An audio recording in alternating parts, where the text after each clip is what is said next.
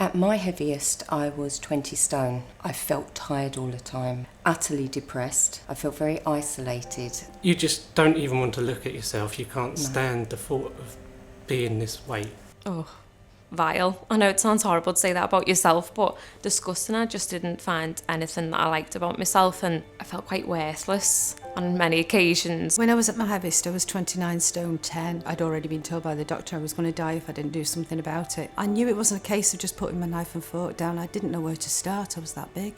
I tried not to think about anything to do with my weight. There was a photo that went onto a social media site of me and my dad, and to see myself actually physically twice his size was devastating for me. At my heaviest, I was about 28 stone. I didn't care whether I died. It's as simple as that. You get into that deep dark hole and you can't see a way out. At my worst, I feared that I was going to do something very silly, and I was suicidal. I got that low.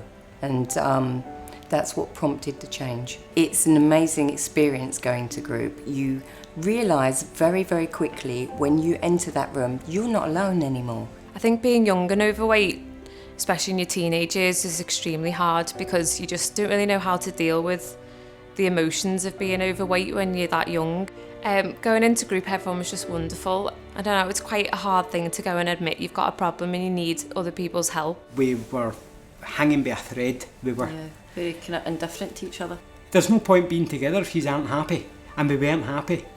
Maybe deep down, this is going to sound really, really harsh, but maybe deep down Joyce goes, what's the point of leaving him when in the next year he's going to be dead anyway? And I think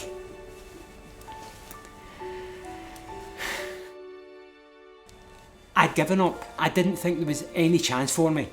It changed really quickly, didn't it? It was within weeks. When you walk in and everyone's so welcoming and friendly, there's not a lot of faces staring and pointing because everyone's there knowing exactly what you're going through. And just to have that sort of open environment where you feel safe straight away was brilliant. I felt safe the first time I walked into Slimming World. For the first time in my life, I felt that I wasn't being humiliated. I wasn't being judged.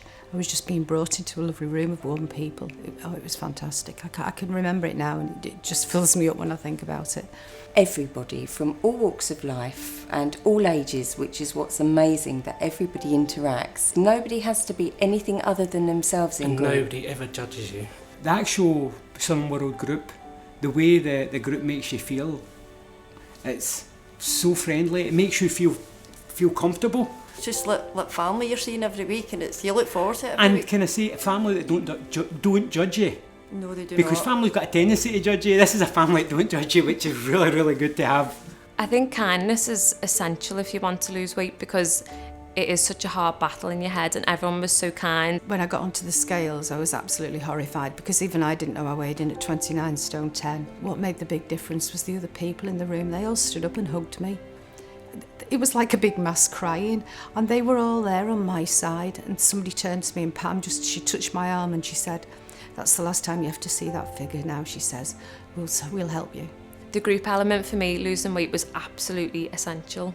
I couldn't have done it on my own. There's no way I would have been able to do it. It's a journey, it's a continuing journey, and we're on it with all our friends in our group, and it's important that we're all there for each other. I knew I couldn't help myself, but now that I have been helped, and I'm still helped even now, my support network is still in place every single week.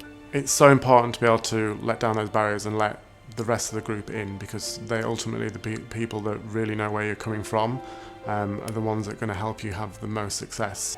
Without the compassion and the kindness that the group showed us on our first night and every night, we wouldn't be where we are now today. And if we can share that with somebody else, that's what life's about. Definitely.